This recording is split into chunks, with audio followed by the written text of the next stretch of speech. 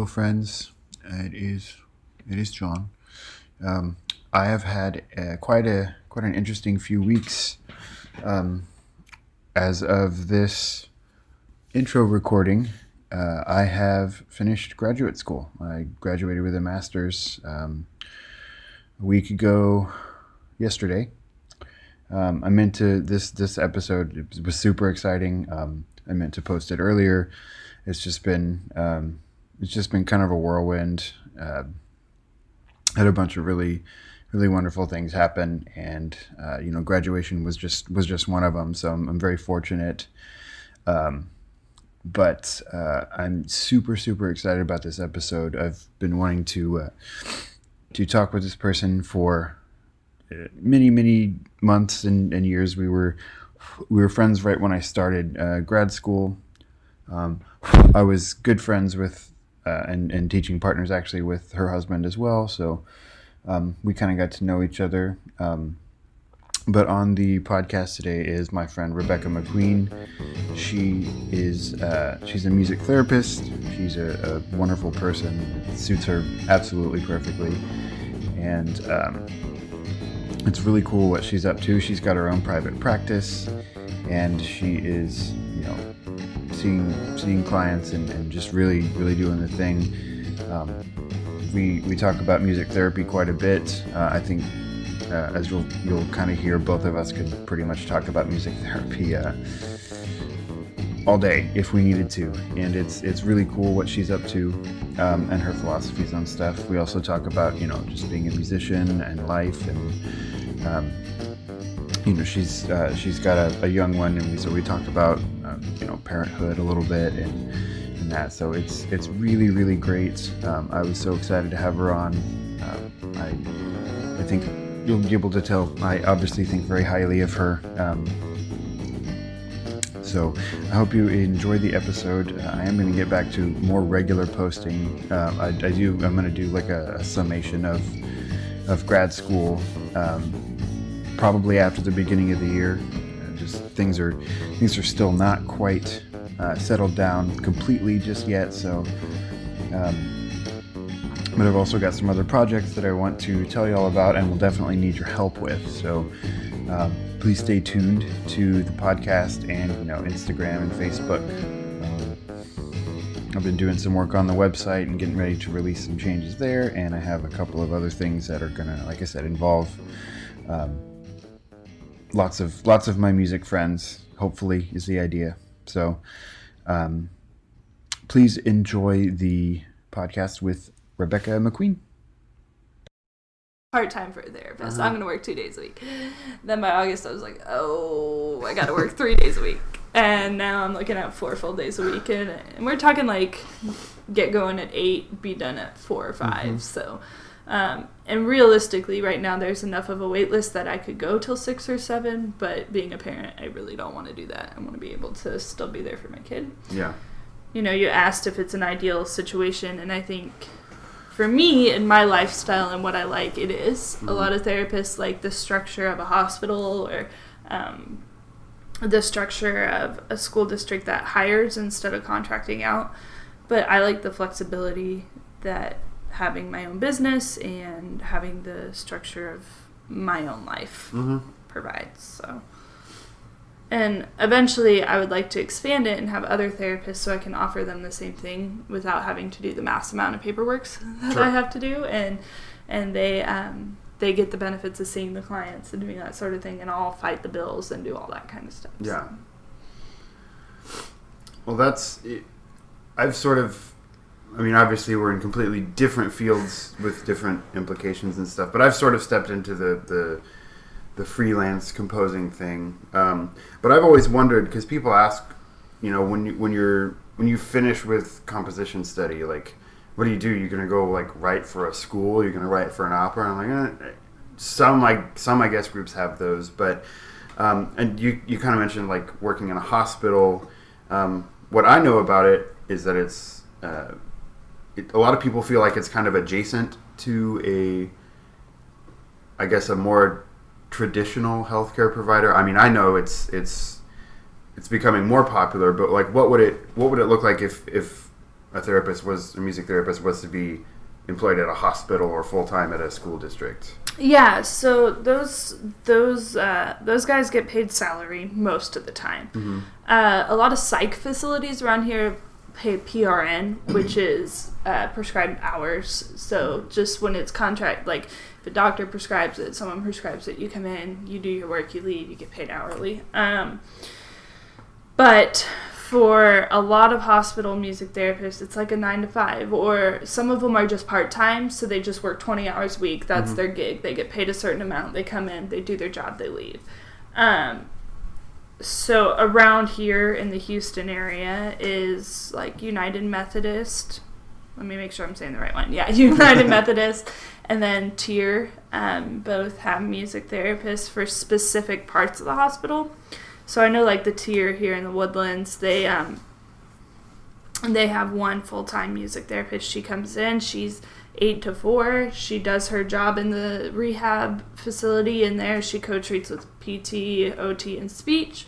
And she leaves at 4. She does all her notes. Everything is done right there within those hours. So yeah, it's very traditional healthcare providing.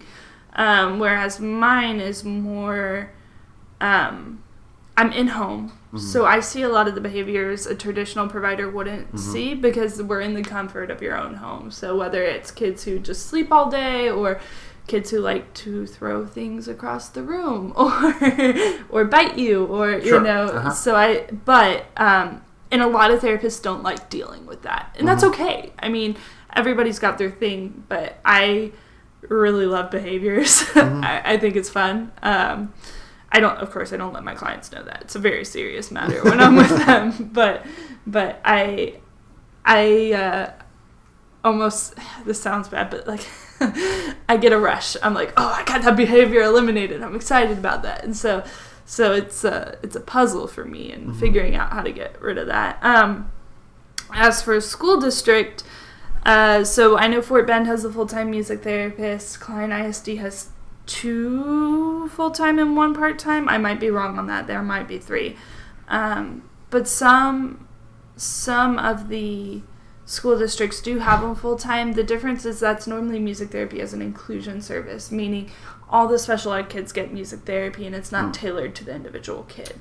So I shouldn't say that. It is tailored to the individual kid. Everything we do is tailored to the individual kid, but it's a group environment. There's no one-on-one. So it really just depends on the school district and how they want to tackle it. So school districts are supposed to provide music therapy no matter what. And they're allowed to decide how that looks. So whether they get it for one kid whose parents request it, or whether they just say, hey, no, we're going to hire someone.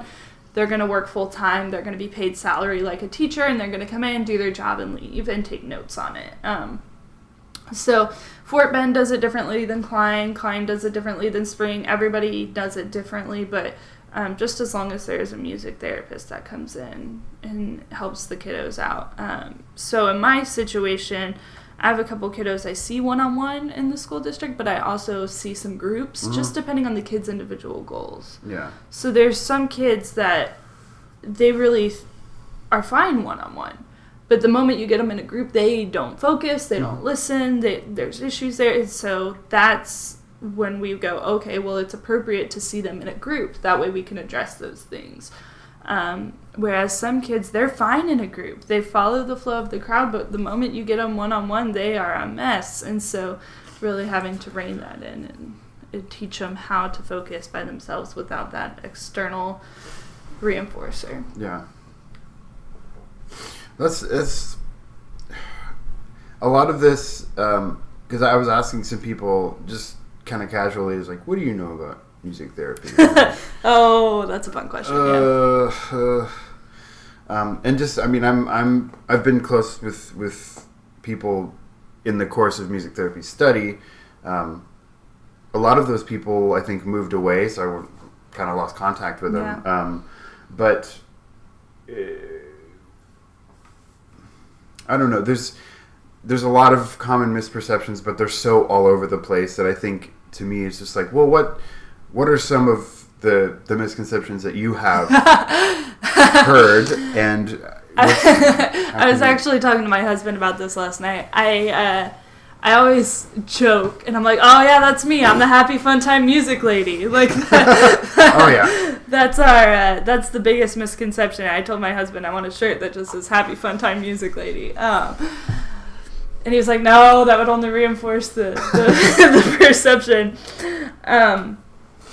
But that's a big one, is that, and it really depends on your philosophy. Mm-hmm. So my philosophy is that the music is either going to serve as an antecedent to the behavior, so it is going to cause a behavior. It's going to facilitate the behavior, so the behavior will happen within the music, or it's going to be a consequence to the behavior. So you have a nonverbal kid, he makes a choice, I want this, selects a visual, I want this song, great. So you told me what you want, now I'm going to play that song as a reward, right? So that's my philosophy. A lot of people that come out of SAM are going to have the same philosophy, because that you choose a school based on what you think. There are some people, and I don't think it's right, wrong, or indifferent. I mean, it's truly just your philosophy. There are some people that have the philosophy that the music is the therapy, and that's the music serves as the therapy, that is the therapy, and that is that. And then there are people that believe the music is just kind of a background to the therapy. But I feel that music is fully integrated in the whole therapeutic process. So I get a lot of parents that I come in and they don't really understand what I do, and that's okay. Mm-hmm. I mean, it's really a lesser known field. There's only about 6,000 or 7,000 of us. So there's really, in the whole U.S., there's really not that many. That's a few hundred per state. That's not very many. And so the idea is, if I'm going to give you, in school they teach us, get your elevator speech ready, right? Because people are going to see your shirt, they're going to be like, what's music therapy? Mm-hmm. So I always start with the basis that music therapy is the use of music to address things that are not musical in nature. So that's where I start. So whether that's depression is not musical in nature. Finding positive coping skills, that's not musical in nature.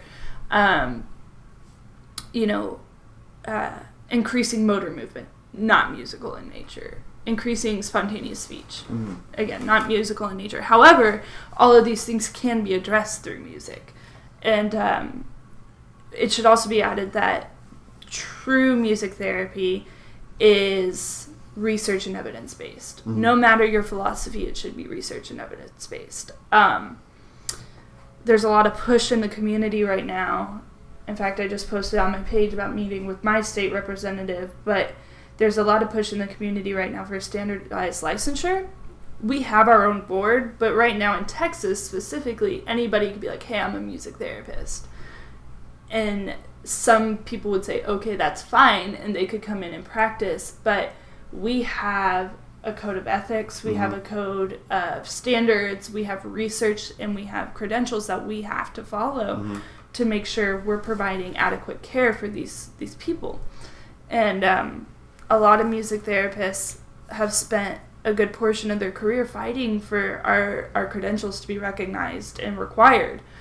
Because otherwise, you can get Joe Blow off the street who says, well, I got a guitar and I can sing and I'm going to sing a song with this kid. Well, okay, so in my mind, say you're working with a kid who's been abused in a traumatic situation. You're not going to go sing some Carrie Underwood songs because that's just not going to work out very well. Taste and ethics and knowing what's appropriate at what time is really important for your job.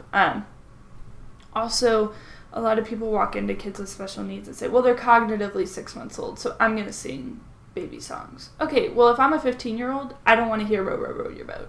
And I don't have a way to tell you that I think you're dumb. That may not be the therapeutic way of saying it, sure. but truly that's what it is. And so knowing that, okay, what would a 15-year-old listen to? What's popular right now? What is appropriate for them? Because, again, I don't want to get fired because I'm singing like some T-Pain or something ridiculous. But what's appropriate for them and what is going to facilitate their movement. So on top of that, a lot of times we're facilitating movement or facilitating speech. So I'm not going to choose rap music for a kid who has a speech delay. Mm-hmm. That's just not appropriate. Mm-hmm. However, I might choose a slower song that has an opportunity for a good musical lead up, an increase in dynamics, a drastic drop off, somewhere where that speech is on a 5/7 chord and we're ready to go, and then we drop off and the speech happens because it's so built up internally that they don't have any choice but for the neurons to fire correctly and that speech to happen. Mm-hmm. So again, there's a lot of science in what we do, but misconceptions. I sing their favorite songs for them. And again, I might as a reward, or as a you've worked really hard today, or you chose your song, so I'm going to sing it for you. Mm-hmm. But I'm not just there to sing their favorite songs. I'm not just there to let them bang on some drums. Mm-hmm. I'm not just there to, play a really fun xylophone game with them. Mm-hmm. Like, everything I do has a reason and a goal behind it. And there's a reason we're doing it. There's a reason we're addressing it. And I'm not just there to bring a guitar and something novel, While that's a great part of my job and it's an enjoyable part of my job, that's not why I'm there. I'm there to help you and to show improvement. So, I think a lot of people that I've talked to are completely unaware of, from kind of the way I understand it, is basically the entire back half of like undergraduate study. It's not like you're a musician who took a class and now you're a therapist. You're a therapist, and yes, you probably have a musical background from even before you began undergraduate study. But I think a lot of people kind of miss the fact that you're first and foremost a therapist.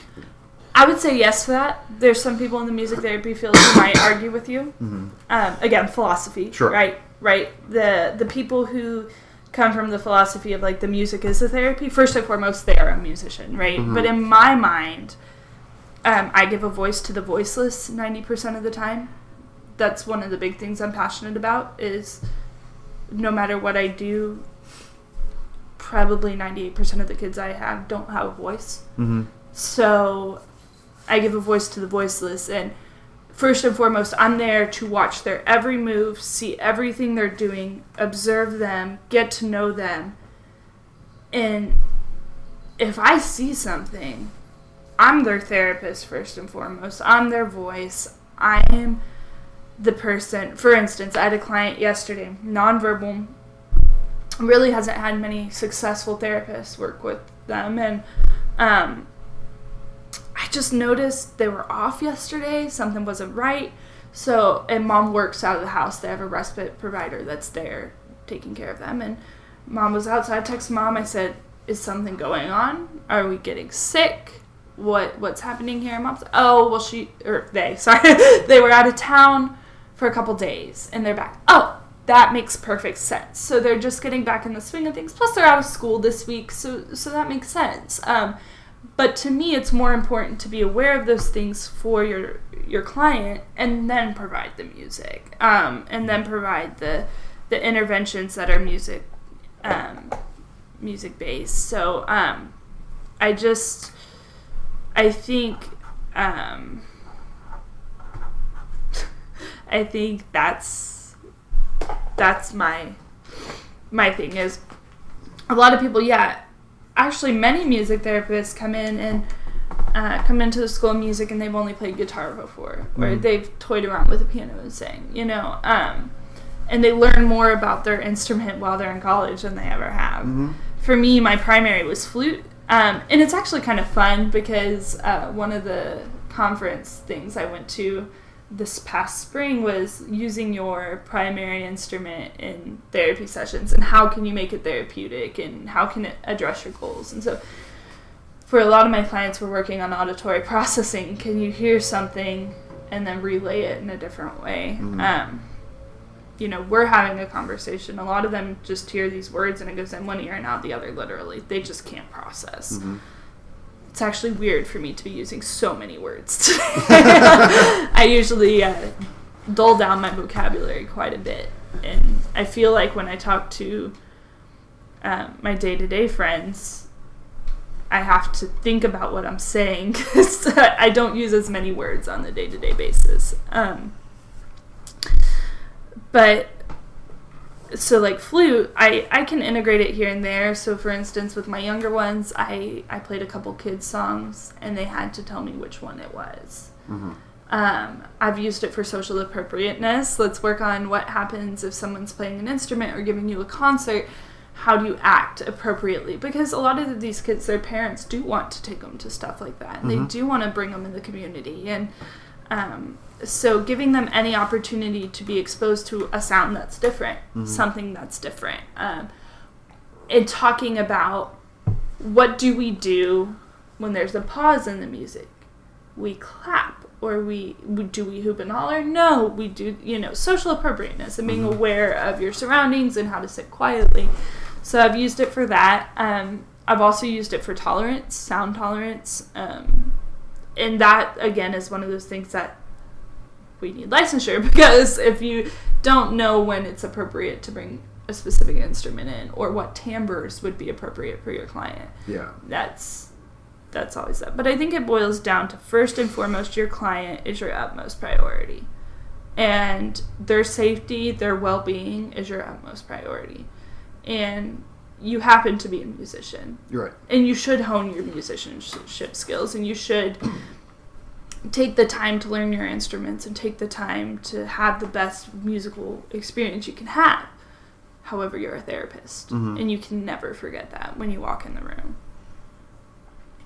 That's to me, because I know there's different philosophies for everything, but I know that there's also like some of the I wouldn't be able to say with any accuracy how many generations, I guess, of music therapists. So music therapy was established in the U.S. as a standard profession in 1950. Okay. So we're relatively young, but there are 2 or 3 generations in there.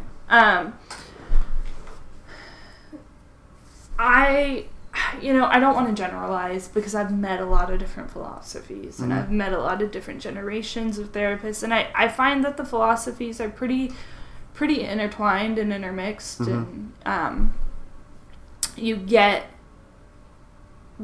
what you get. It's really, I find it's more by region, actually, of the U.S. Certain regions have certain philosophies, and that may come from schooling's more available, and certain schools take certain things. Also, it could come from the fact that, here's a therapist in me, finding all the little avenues.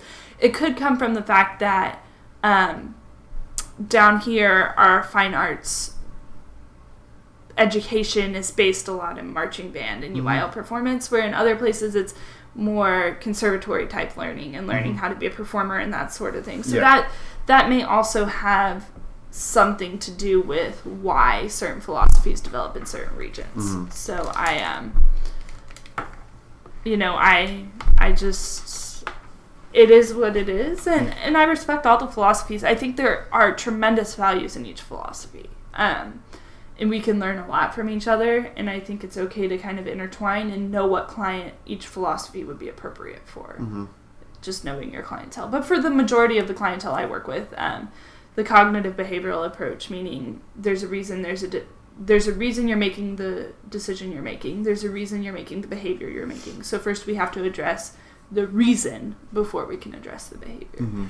And normally once you address the reason, the behavior will subside and you can get where you need to get. But I find with my clientele, that tends to be the best way to go. Yeah. Has there been any sort of like changes, or, I mean, I know obviously with widespread philosophy, there's always going to be some sort of variation and as people are developing new things, but have there been any like big things change, or big maybe points of legislation or points of public interest that have changed? I mean, maybe even like since you've begun your study, or that you're aware of? I've seen a huge jump in the neurologic music therapy, so that's an additional certification, and I would love to go get it, but I don't have a couple $100 in my pocket right now to go get it. But I've done a lot of research on the techniques and all that, and so I do use some of the techniques in my studies. Whether they're 100% textbook is, different, but I take a lot of their approaches. But I've seen a huge leap in the neurologic music therapy approach, and that's because Dr. Tout, he's out of, I don't want to say this wrong, Norway or Germany? He's across the pond. Over there. Yeah, across the pond. He does amazing research of, this is an exact textbook protocol, you follow it every time, and we're going to research and see if it's successful, and it is. And so I think the reason we're seeing such an increase in following is because that is, I would venture to bet, the most researched part of music therapy and the most researched approach to music therapy. And he's gotten a lot of funding for different brain scans and things like that, so we can back that thought process. And it's all about how music makes the neurons fire in the brain and using different musical elements to get the desired results. A lot of times there's no singing involved. It's metronome. It's drumming. There are some that are, there's certain techniques that are music-based or singing-based, but which one is that? RAS, rhythmic auditory stimulation, which I believe, I don't want to get this wrong. There's a lot of acronyms. We call it alphabet soup because when you look through the handbook, it's just ton of alphabet. But learning to walk again and talk again after a stroke and all that kind of stuff. And so he's really big in rehab, really big in the autism community, because those are both neurologic issues. And so having that has been a big shift, I think, for a lot of people. Out of Florida, we've seen a lot of really good stuff in NICU studies. Florida loves their NICU music therapists. They love them a lot. As a mom, I don't know that I could do NICU. I think I would get too emotionally involved. Yeah. And that's something you have to know about yourself as a therapist. What populations would you cross that boundary that you need to have? And in schooling, we learn about this. We learn about the different psychological philosophies and learning that when you're a therapist, there are going to be boundaries, and you have to know those boundaries, and you have to know when you have to say enough's enough and you can't take that. So,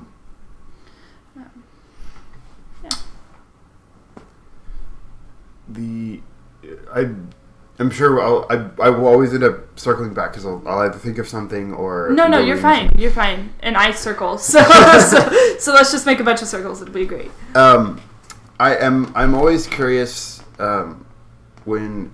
I think people that are performers and even to a certain extent some educators are... It's either kind of their story is kind of a given or... it's been well documented already. Performers, I think, are people that people know about performers because the podcast medium would not exist if it weren't for performers talking about themselves, their origin stories, why they're doing what they're doing. Educators, I think, to a certain extent, because some of them are also performers to the same degree. But one of the other misconceptions I have, or I have heard about music therapists is sort of the origin story, and I'm not even going to go into it because I hear a lot of the same thing about composers, and it's just derogatory and kind of mean. So I'm not going to say what I think most people think about, at least from my experience in school. But did you have any experience that led you to think, okay, I'm going into music therapy, or is it something you were exploring other options, or what led you to that? Well, you know me, but obviously the people don't know me. I like the brain. I like figuring out why people work and how they do what they do. But I could never have imagined giving up music. That was just a part of me that I couldn't imagine giving up. So my story's kind of, roundabout. So, I guess my sophomore year of high school, I thought to myself, I was going to be a music therapist. I Googled psychology and music, the brain and music. I found this music therapy thing. I learned that Sam Houston had a music therapy program. It was really well ranked. And I was like, that's what I'm going to do. So then I started talking to people. Mm-hmm. And I think it's a common misconception that music therapists can't find jobs, when really there's a shortage. Yeah. It depends on where you live. So I had a professor tell me once I did get into it, he told me you can be picky about the population you work with or the location in which you work, but you cannot be picky about both. And it's very true. Yeah. If you want a job, you can't be picky about both. And you have to be willing and flexible. I'm blessed that my husband can carry our insurance and do all that, and I can do my job. But back to the high school thing. So I told my band directors, I told my private lesson teachers, and they said no. That's not surprising. Yeah. Actually, I had many people tell me no. The only one that was super supportive of it and thought it was a good idea was my choir teacher. I had been in AP Theory, and I had been in choir for about 6 months. I went to her and I said, listen, I really think this is where I should be. And she looked at me and said, you are. That's you. I've seen it. One of her best friends is a music therapist. Mm-hmm. She said, I've seen it. I know the personality. I know who you are. You're going to be a music therapist. I was like, okay, well, probably not. It's probably not. I passed the AP Theory exam with flying colors. I did really well. Okay, well, I'm going to be a band director. Oh. Yeah. Yeah, let that sink in for a second. Obviously, you know me. That's like, to me, that's like me being a band director almost. Yeah. I was very against that in high school. Sorry, anyway. Yeah, no. I'm going to be a band director. So I went up to Sam. Started this whole band director program. Everyone was proud of me. I was going to be a band director and educate the next slew of band directors, and it was just going to be, I was going to change the world. And I got up there, and I was miserable. I was probably the most depressed I've ever been in my life. And I looked around, and all these freaking music therapy majors are having fun. They're enjoying themselves. What the heck? So that fall, I nannied a little boy with a rare genetic disorder that they swore was deaf. They swore he was deaf. He was 2. Turned on bluegrass music, and he'd stop what he was doing, stop throwing a fit, and he'd start dancing. But he was deaf. Mm-hmm. Mm-hmm. Mm-hmm. And I remember vividly sitting there, picking up my phone, texting my then boyfriend, saying I'm changing my major, and emailing the person over the Department of Music Therapy, and saying I want an interview. I'm already in the music program, but I want an interview. And that kind of started my journey. It took a few years, but I pulled myself out of that depression. It took many years, but I graduated, and I have rough days at work, but I never hate my job. Yeah. And, my grandmother used to always tell me, there is a way to do what you love, you just have to figure it out. And it may take time, it may take some struggles, but there's a way to do what you love, and you'll figure it out. Yeah. And she texted me the other day, and she said, I told you, you'd figure it out, you'll be all right. So I love what I do. And now when people tell me that they want to keep music in their life, but they also want to help people, I know. Yeah. But then I feel really sad for them when they don't become a music therapist, because I've always also said, though, it has to be something you're 1,000% passionate about. Yeah. Because if you're not, you'll get burnt out. And you won't know how to put your boundaries up. And you'll just chase after it. And then you'll crash. Yeah. And it happens a lot in our field. Around 3 to 5 years, you see people just crash. And I think if you don't stay up to date in research and you don't stay creative, that's a huge part of it. You don't take breaks and you don't get your time to be creative and you don't do that for yourself. I think you will burn out. Mm-hmm. But there are days you think of the perfect thing. You go in and something goes really well. Or, my favorite, you go into a session with something planned and something totally different happens. Uh-huh. But it's successful. Yeah. And your client is successful. Mm-hmm. And the moment you can look at your client and be like, you did that. You did it. Yeah. You made that breakthrough. And sometimes they don't realize it, and sometimes they do realize it.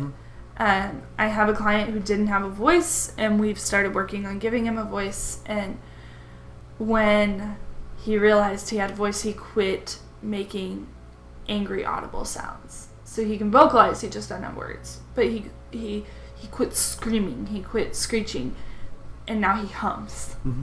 And so that switch from I'm mad, I'm angry, I'm trying to tell you something, to now I can tell you what I want. Mm-hmm. Now I have a voice. That makes it worth it. I mean, it was a struggle. Mm-hmm. We fought some days, but we're there, and we're good. And he'll still have days he screeches and yells because he doesn't have a perfect communication system, mm-hmm. but he has more than he did. Yeah. So we can give him more good days now, and that's important to me. I get a little bit of that.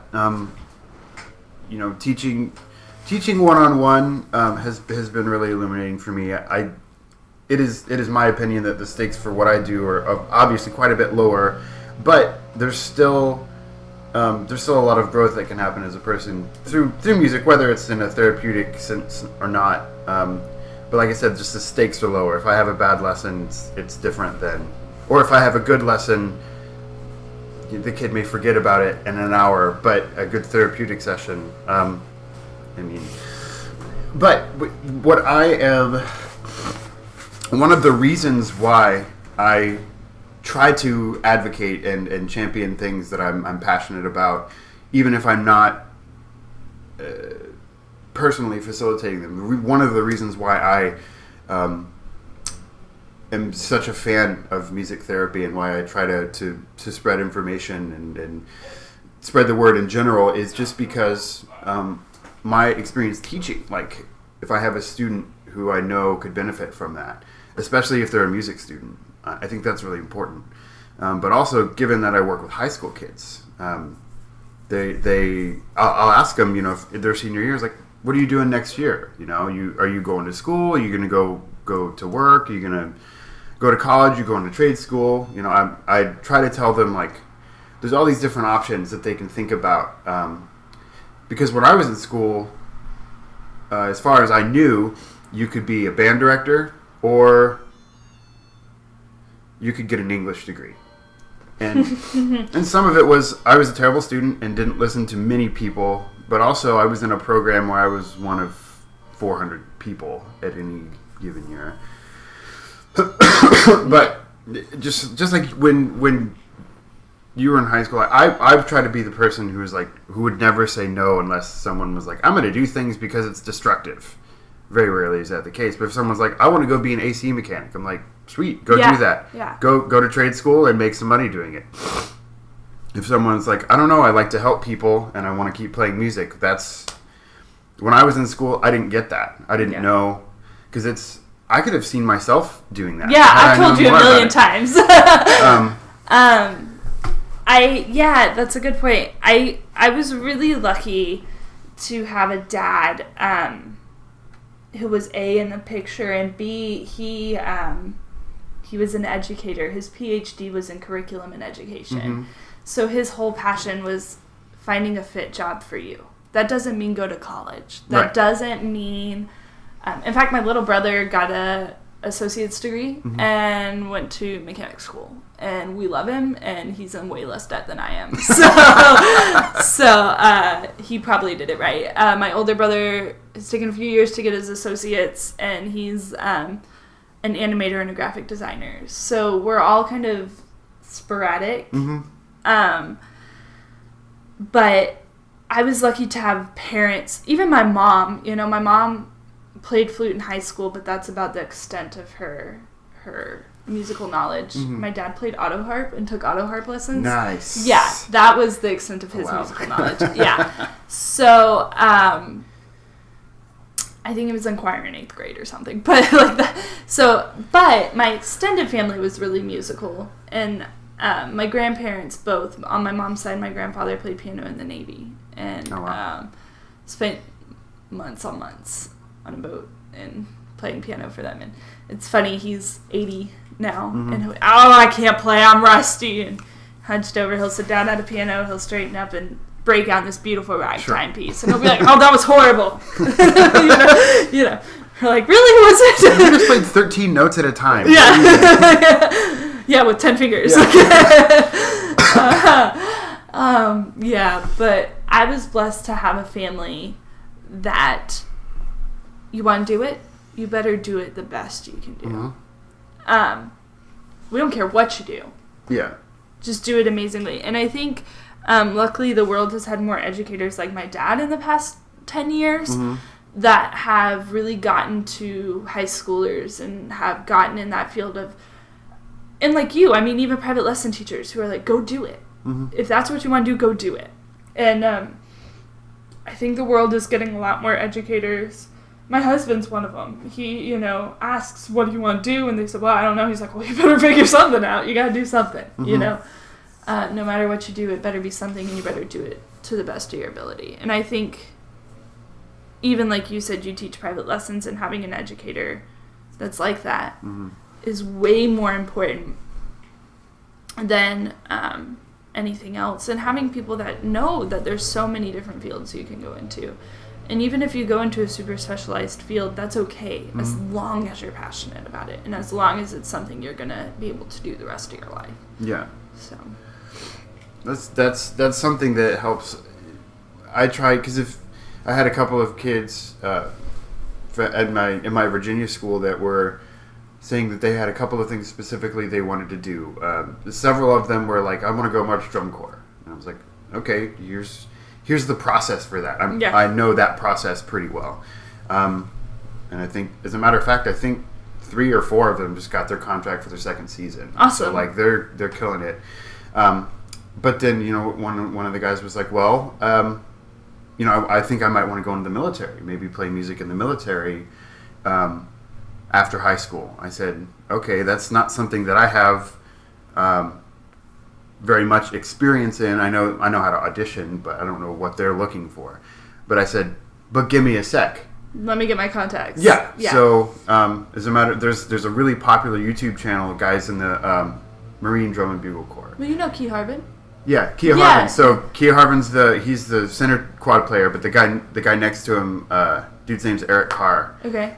He makes these fantastic drumline videos. I would call it a comedy channel, but which is really funny considering the he's a Marine. Yeah. A lot of them have really big personalities. Yes. And this dude.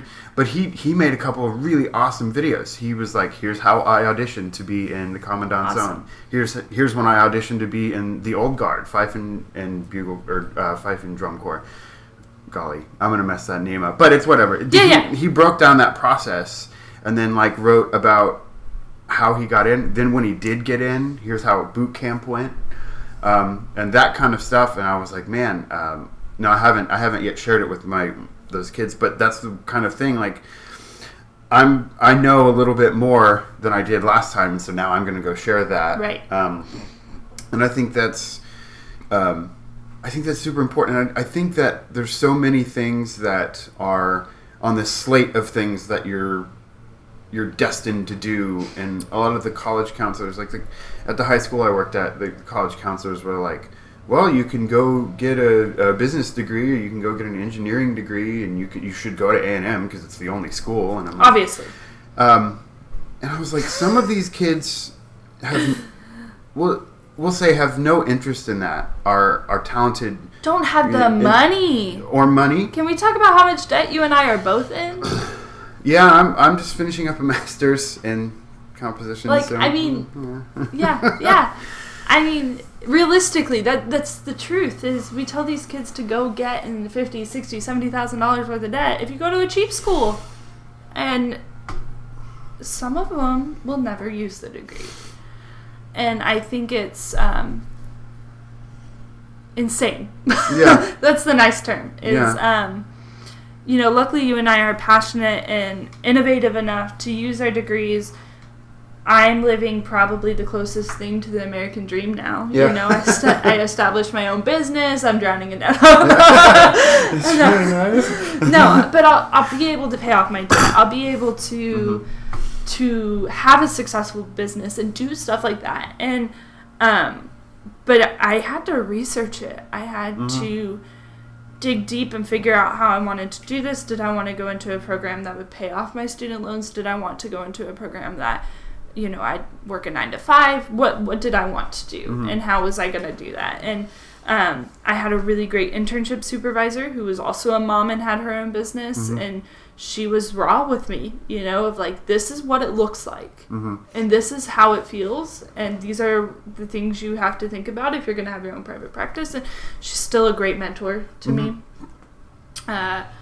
She is, there's been several times I've called her and been like, what would you do? Because she's been doing this longer than, yeah. I mean, she's been doing this 10 or 11 years. I mean, she's outlived a lot of other music therapists in this field, and she's a wealth of knowledge. She's just amazing.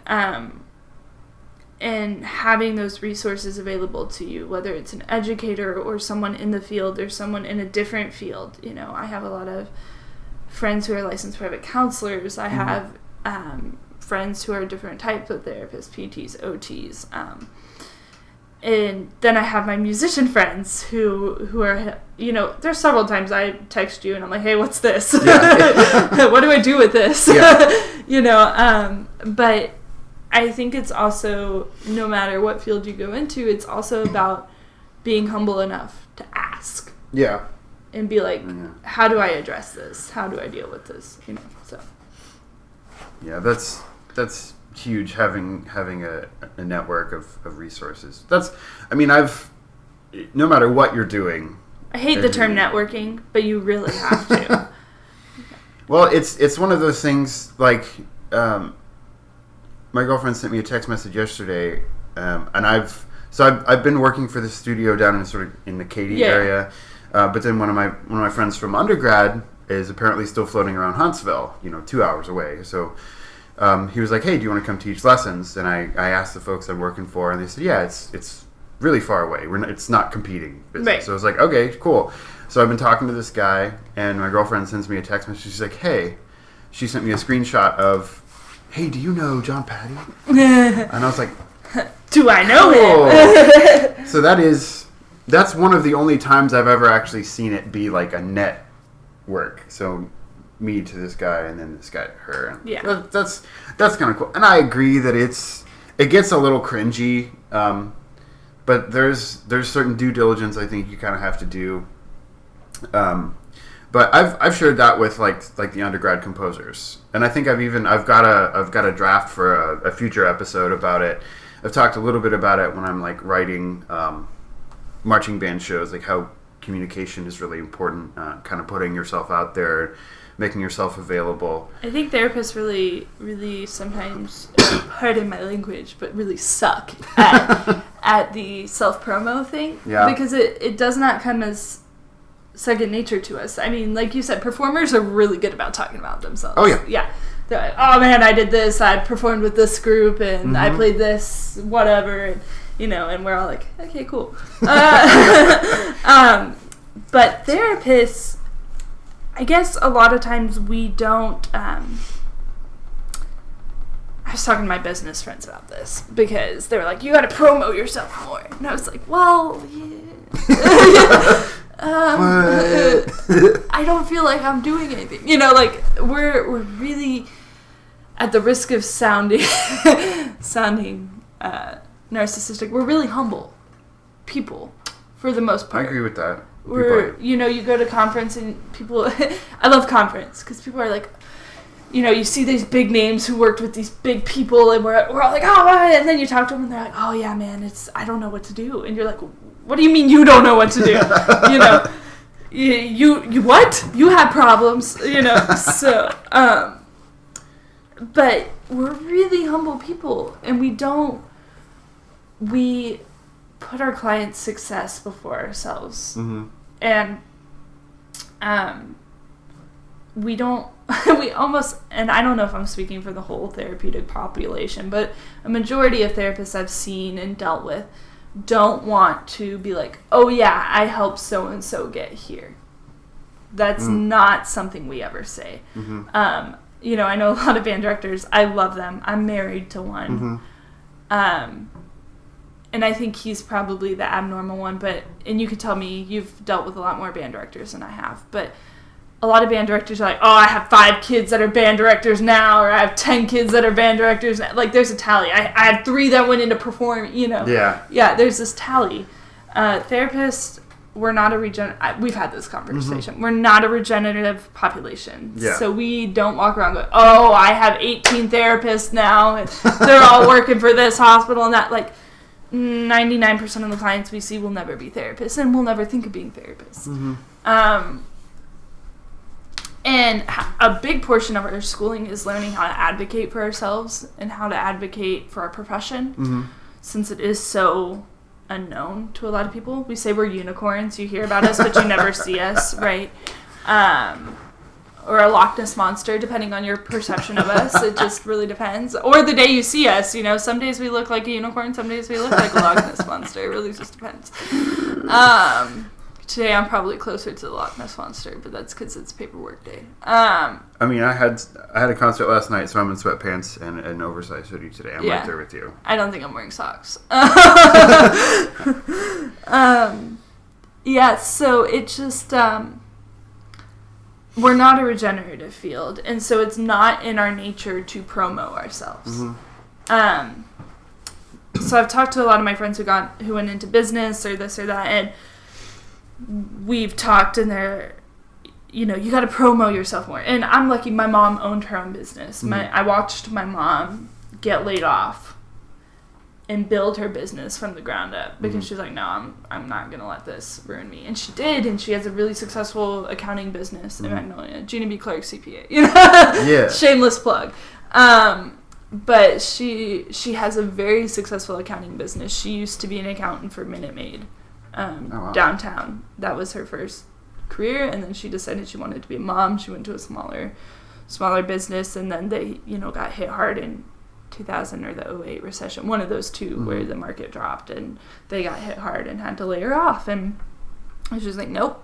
And she started out of our garage, 5 clients, and then she took a leap of faith and hired someone, and she has just built it from the ground up. So I'm lucky that I had that, and I have a lot of business knowledge.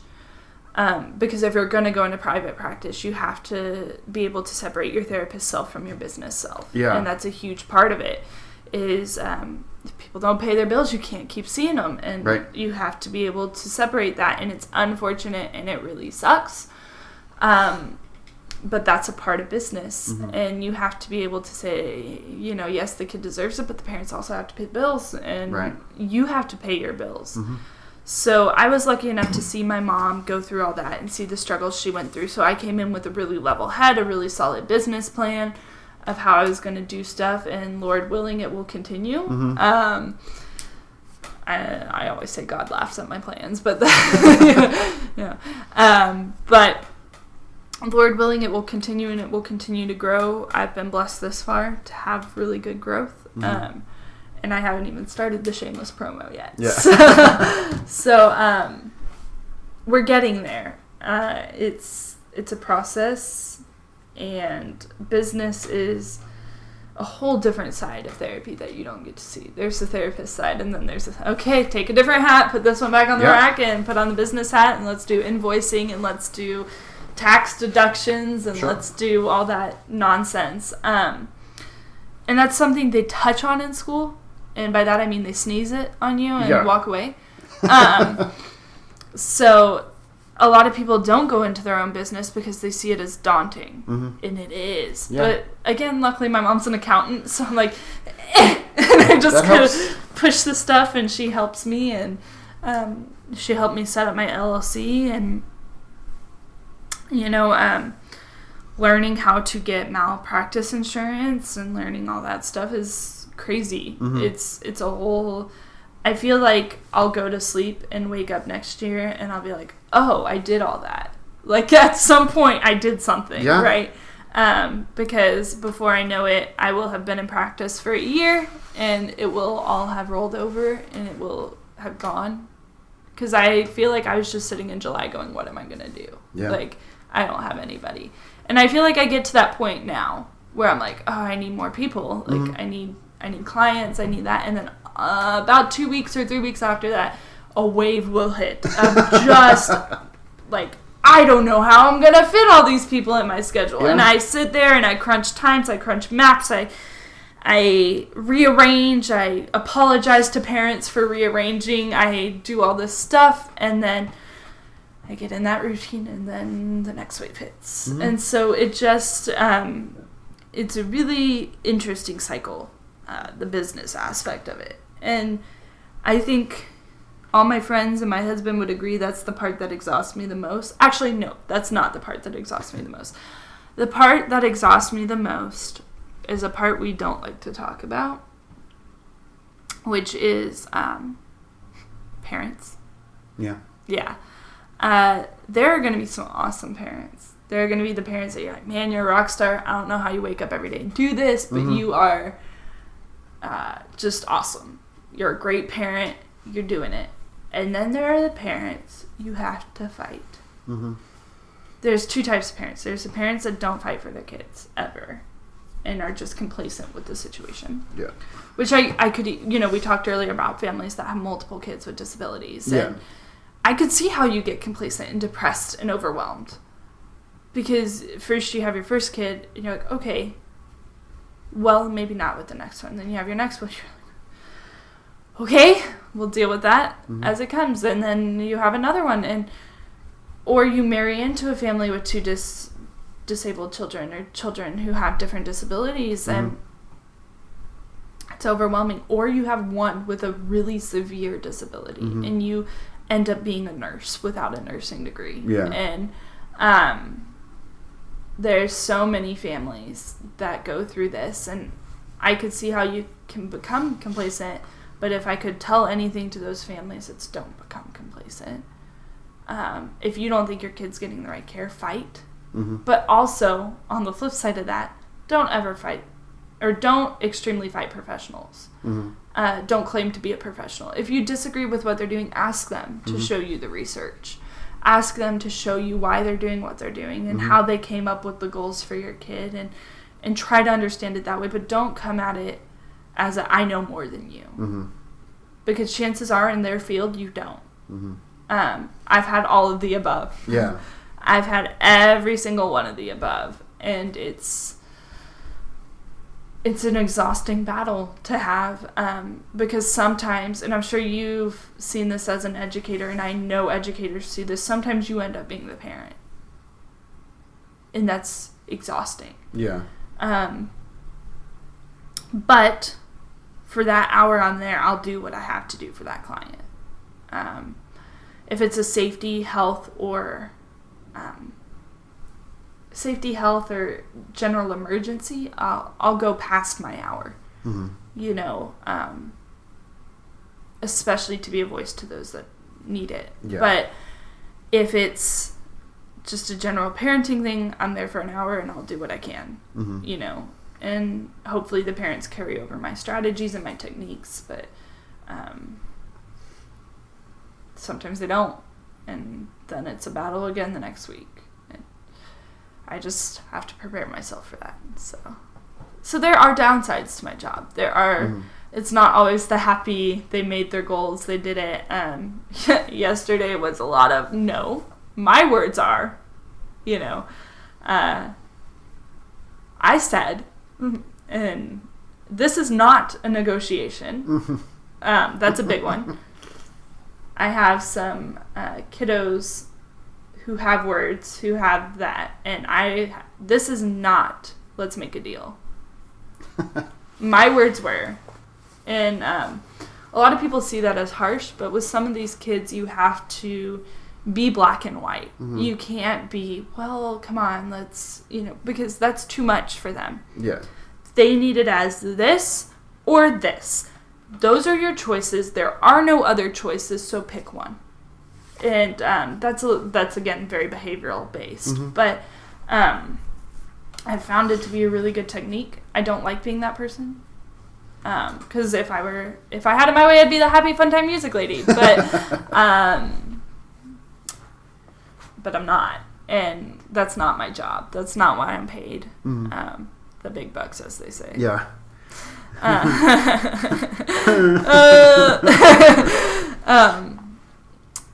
But that's not why I'm paid. That's not what I'm paid to do. I'm paid to help you, mm-hmm. and I will do whatever I have to do to help you. And that's somewhere you also have to be prepared to go as a therapist, if you're in this field. Mm-hmm. If you're in the rehab field, go for it. But I've recently, and if you need to interrupt me, you can. But I told you I could talk about this for hours. That's what we're here. Split it into 8 parts. I recently signed on to contract with the Youth Empowerment Services, which is a really amazing program. I had to do so many additional trainings, and I'm fighting for continuing credits for them. Oh, we're talking close to 30 hours of additional training. Yeah. But these are kiddos 3 to 18 that the state pays for. They pay nicely. The state mm-hmm. is nice. Mm-hmm. Very generous in this program. But the state pays for them, and these kiddos have been in inpatient psychiatric facilities. They've been in outpatient psychiatric facilities, and there's nothing that's working. And we're talking 3 to 18. Mm-hmm. And so it's a community-based service, which I think is super cool. And you see them in their environment, whatever environment that is, and they do a program called Wraparound, where every month, parents, team, every therapy they get, every psych they get, everybody is included on this. Mm-hmm. And you wrap around the kid, and you're there they will pay for as many hours as you need. They will do luckily I don't get the behaviors from them. I'm there to teach them a leisure skill, positive coping skills. We're there to do, because most of these kids are emotionally disturbed. Mm-hmm. They're not special needs most of the time. Mm-hmm. They've had abuse and trauma, and they need love. They Yeah. need lots of love, whether Yeah. that's hard love or soft love. They need love. Yeah. And so I'm there to teach them leisure skills, teach them coping mechanisms, all through music, which, as you know and I know, and probably most people listening to this, music is a good leisure skill. Yeah. It's a good coping mechanism. You can't go shoot up a school if you're playing piano. Right. You can't cut yourself if you're playing guitar. Mm-hmm. If you know how to appropriately use that, that's a good thing. Or to be cognizant of yourself enough to say, hey, look, I need 10 minutes and go work on my ukulele skills, get my mind off of everything. Mm-hmm. A really interesting phenomenon that's been researched recently is that music cannot coexist with pain. If you're fully entrenched in music, you can't feel pain, and if you're fully entrenched in pain, you really can't focus on music. And they're not sure why. It's new research that's happening, but these kiddos feel pain in a completely different way than the other kiddos I see. Mm-hmm. And this pain is not something you can bandage. It's something that's going to take a lot of work. Mm-hmm. If an inpatient psych facility has not worked for them, yeah, we're at the last call. We're at the last line of defense, and it's a really cool program, though. And I like those kids a lot. Yeah. I like all my clients. Yeah. I really do. But I think you have to have a level of compassion as a therapist or empathy. We discuss it as empathy, where you can look at a student and say, okay, yeah, you need help. And you can put yourself in their shoes and imagine the pain they're feeling. But then you're able to detach yourself enough to say, okay, here are the steps we have to take mm-hmm. to get you to function and to get you in a good life, mm-hmm. because that's the goal. the end goal is, we have little goals, increase communication, Sure. positive leisure skills, decrease agitation, all those things. But really the end goal is for you to be a functioning part of society, especially for those kids, because they can. Yeah. And they will. It's just a process. It seems like there's a lot of opportunities that come out maybe that weren't like explicitly covered in school. I know it's the same for me. You talked a little bit about like business and stuff, but I don't know, a lot of the things that I feel like a lot of the things you've discussed are things that are like, well, they prepare you for the first step of this, but once you're actually into it, you kind of have to think on your feet a little bit. And I don't think it's the schooling's fault, to be completely honest. Of course, yeah, you can't completely They have 4.5 or 5 years to throw us into this really complex field, mm-hmm. so they're just trying to teach you the skills to survive. Mm-hmm. We've tried many a time to fight with our board, mm-hmm. and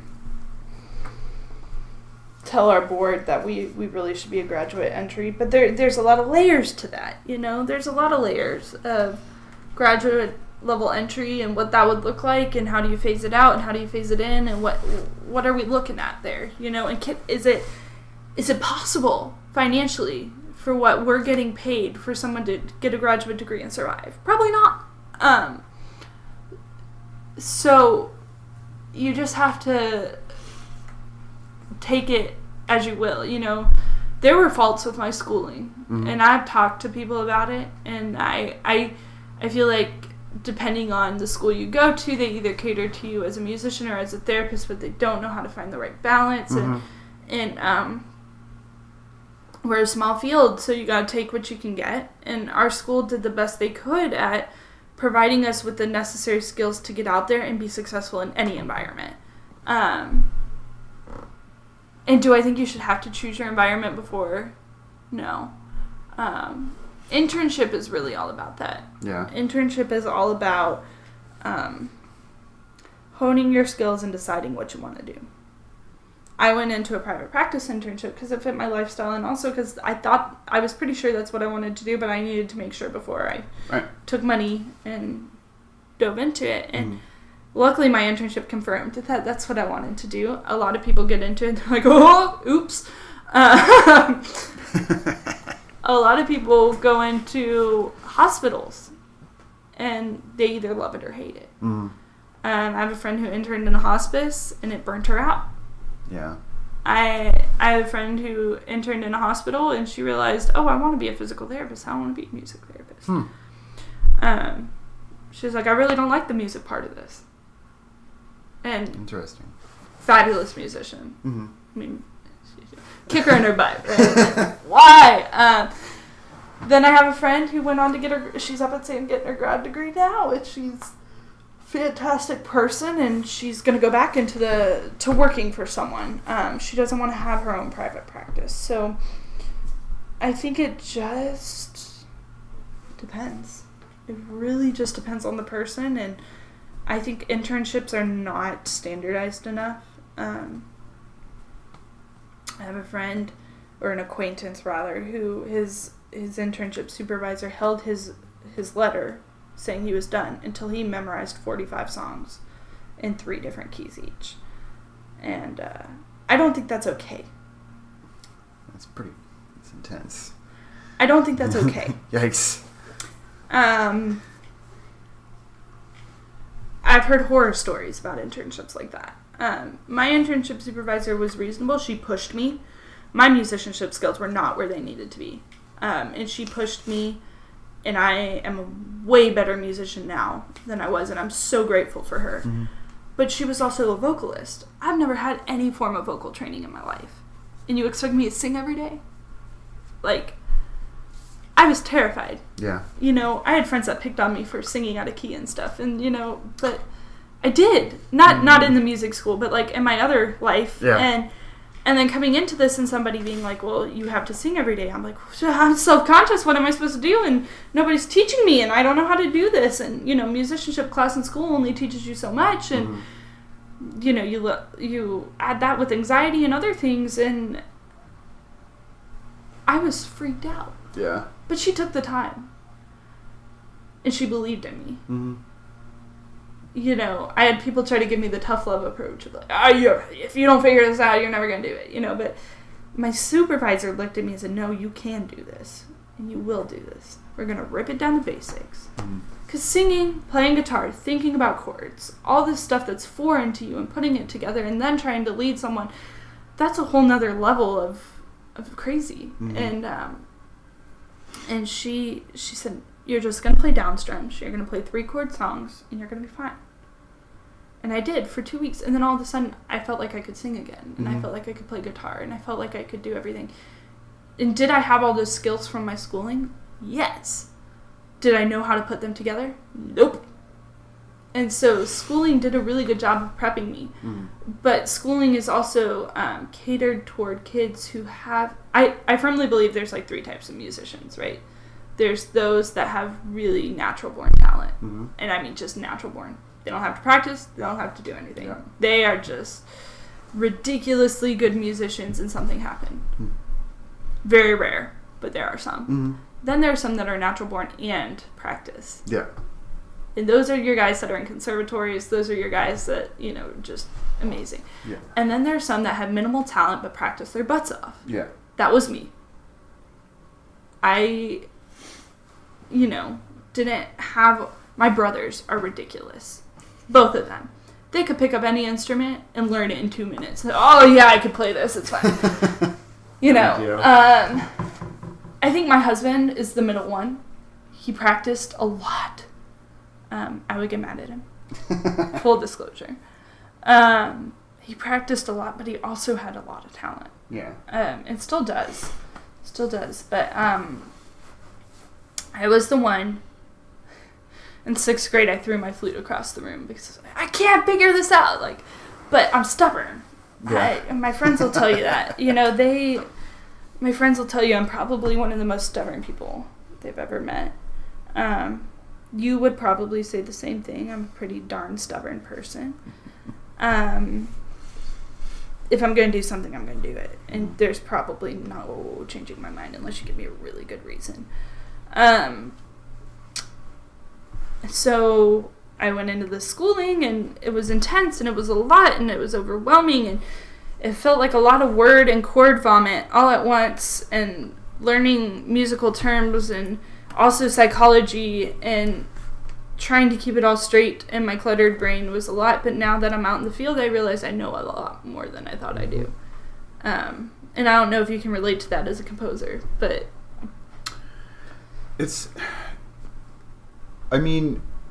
there are some times, and it happens more around the time of like a commission season for me personally is like marching band season or indoor or winter guard or drumline. But I do realize when I'm talking like show design and the person I'm working with will say, okay, I want this feel. And I think about it, I was like, oh man, how do I get... I was like, oh wait, I know 15 scales that will very clearly evoke this thing, and I know the instruments to pair with it, and so yeah, I definitely have that some of the time, but as it's not... composition isn't necessarily my day-to-day thing, I guess I also have that in like drum set land, which is where I make another big chunk of my money, as far as my income goes. That's a little different. I haven't actually had any like formal drum set training. Oh, really? I did percussion in high school, but you were voice in college, yeah? Yeah. Okay. And so a lot of my drum set stuff I picked up by watching good drummers and listening to a bunch of good music and playing any gig I could get, jazz, musicals. It's really funny because like my brain associates you with percussion for some reason. Well, a lot of people, it's that way for a lot of people. All of my collegiate performance experience, almost all of it has been vocal. or choral. And then everyone's like, oh yeah, he plays drums too. But then when I leave Sam, everyone's like, you sing? I'm like, yeah, I was on my degrees partially. Yeah. But it's kind of fun existing in both of those worlds. But no, I realized that too. Just general musicianship stuff too. I realized, man, I'm better off than I thought I was. I don't give myself very much credit, but I think it's easy as a musician to get in your head. Yeah. Because you're around all these amazing musicians. I mean, you could go to a mediocre school and you're going to be around some really good musicians. Yeah. And then you go to a really good school and you're like, well, crap! Like, you know? So I think it's really easy to get in your head about your skills and your skill set. And do I know all these chords, cadences, do I know it? Like, yeah. And then you get out and you're like, oh, I do know it.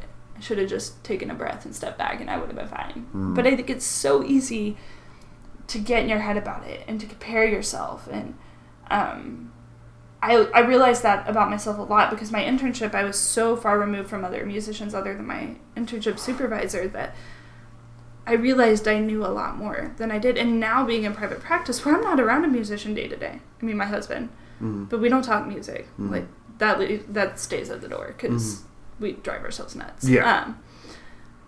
Every now and again we hear a song, we're like, oh, that was nice, you know, or that was a different cadence. We're like, oh, we're nerds, we're cute. All right, and then we move on, right?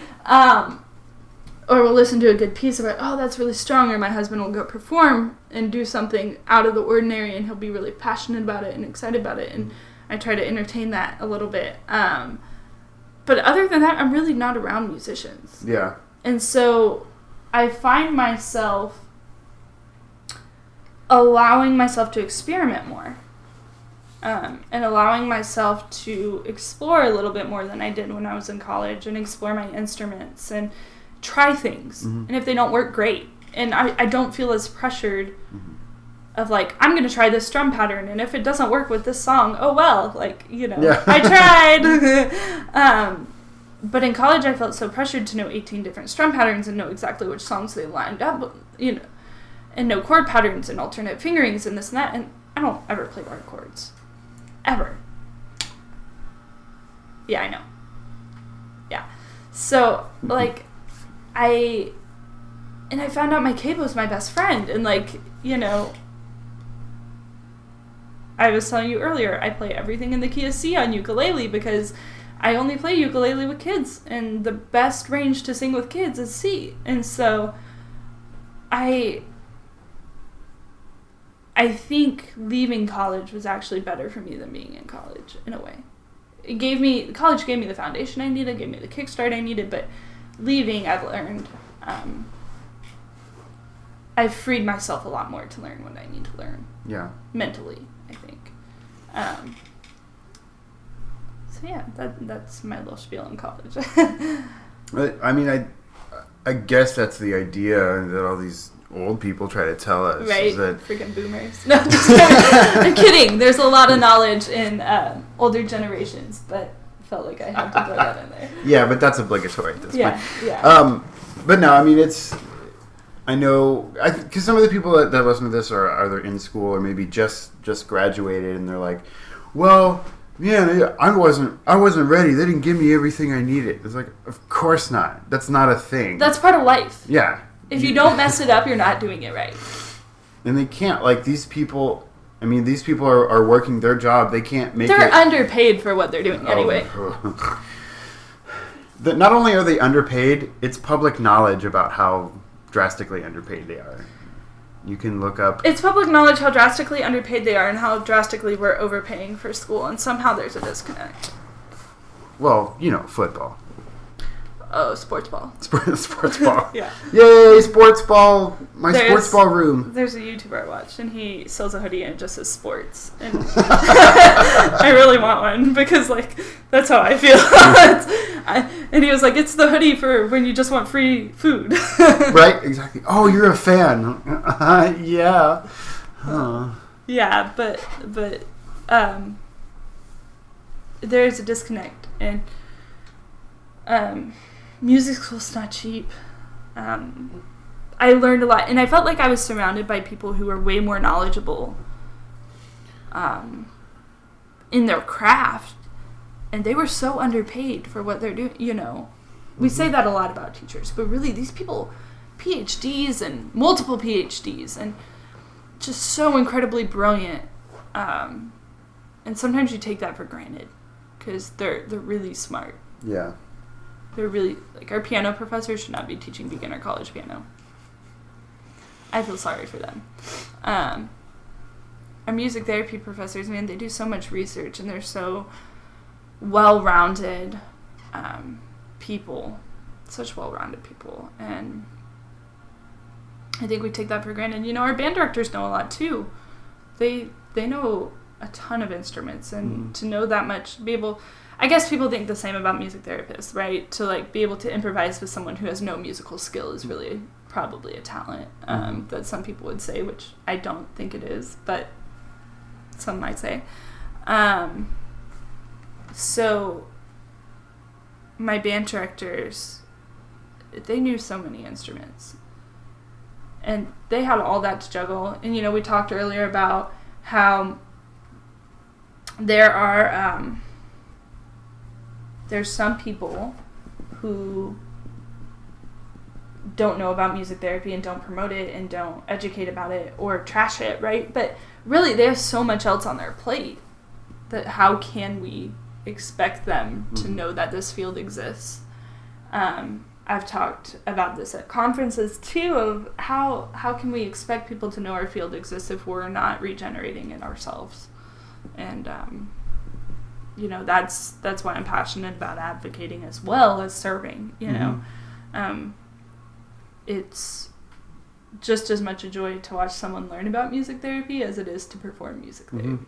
So, it's actually surreal now. My friends are like, "You're the therapist," and I'm like, "Oh, I guess I am." You know. My dad, I said earlier, he has his PhD in education and curriculum. He's always like, "Well, I'm the wrong kind of doctor." Oh, that's funny. Yeah. We'd be like, "You're the doctor." He's like, "I'm the wrong kind." So now my friends are like, "You're the therapist." No, I'm the wrong kind. Not really. I love my job. I've thought about going back and getting an LPC, a license to counsel, because I like that stuff. But that's down the road, I think. But that would be fun. I also like learning strategies to counsel. I feel like you're never done learning. And it's best if you mess yourself up and not your clients. So, I mean, a conversation I think is always really fascinating is about therapists going to therapy. Oh, I 100% go to therapy. You know this. Yeah. I'm also a major advocate for medicine. Like, if you need meds, go talk to a professional. Like, if you think you cannot control yourself and you've been to counseling, you've tried other methods, go talk to a professional. Seek out a good professional, though, because there are some that are pill factories. Yeah. But you know this. I have clinical anxiety, like, and I'm not afraid to admit that because I don't think it should be stigmatized. My parents, if they listen to this, are cringing right now. They're like, "Please don't tell her." They know now. Yeah, but I don't think it should be stigmatized because I've been on a maintenance dose of medication for years, and I know when I'm in a bad place, and I take the steps to improve that. You know, my doctor looks at me now. He's like, "You know what you need to do." Yes. It's like a diabetic, right? You don't make them come in every 2 weeks to check their insulin if they're doing a good job, right? You let them go a couple months, and you make sure they can take care of themselves. Yeah. And they do, most of the time. Sure. Looking at you people. I won't name names. You know who you are. And then they eat the cookie and they feel bad the next day and they're, I shouldn't have done that, right? So I'm a big advocate for going to therapy. And therapists are humans too. We have problems too. We have a lot. A lot of us, I would say a good portion of therapists go to therapy. You know, it's good for you. I haven't been in a while because I'm at a good place. I'm in a good place where I can sort through my problems and I can deal with them, and I've developed enough coping mechanisms and strategies to do that. I push therapy on people. Right, wrong, or indifferent, but I push it on them, you know. Have you gone to therapy about this? I think you and I've had that conversation. Yeah. Where I'm like, have you gone to therapy? Talked to a therapist yet? You know, this is above my pay grade. But I think people, there's a stigma around it still, and I don't get it. A neutral third party is always a good thing. Someone who really doesn't care one way or the other is always a good thing. Yeah. And having someone to call you out on something, when you know you're wrong, everybody else around you knows you're wrong, but having that third party be like, all right, look, you know. This is what's going on. Yeah. That's one of the things I like the most about the podcast medium is, to me, like the sort of mainstream podcasts that are done by famous people. I listen to Pete Holmes a lot because I love stand-up. I love comedy in general, and he talks all the time about it. It's not only normalized; it's sort of glorified. Yeah. And he talks about, he actually, and I don't know if this is ethical or not, he like plugs his therapist book and says, "Oh heck no! Have you watched Dr. Phil? He plugs all the therapist books." Like, but I think that's cool. I think that's one of the biggest steps that can kind of help us. Now it's podcast, so it's not as big or ubiquitous as television is. Fair. But and a lot of the same people are going on television, and every once in a while they'll throw in, it's like, oh yeah, I talked to my therapist about that. It's very casual, and it's like, man, in my life, the times I'm kind of, we'll say, in between health insurance right now. Yeah, fair. So I haven't been in a little bit, but it's one of the times when I feel like I've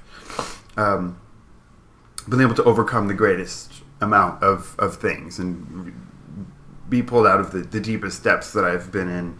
And I'm lucky, I think, in that it's simple, just sort of talk therapy. Yeah. And just having someone to talk it out with who's not involved in it.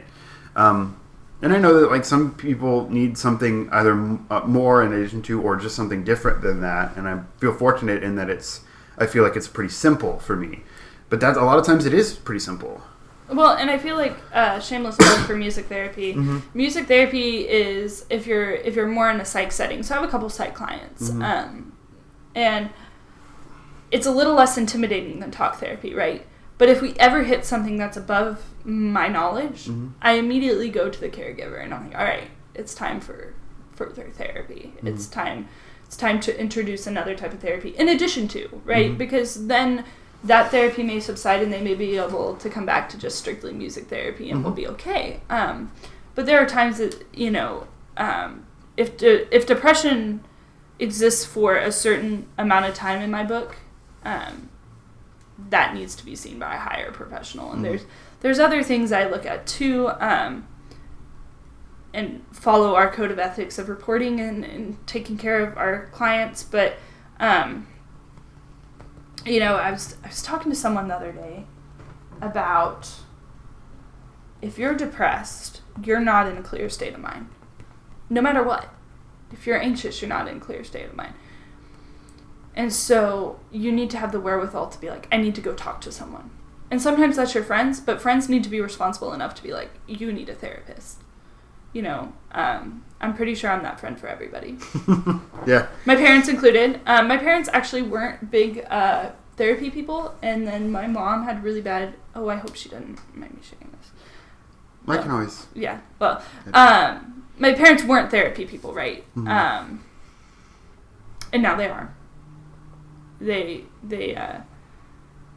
I don't think they go anymore. But there were times in our lives that they did. But it was never something to be ashamed of with my parents.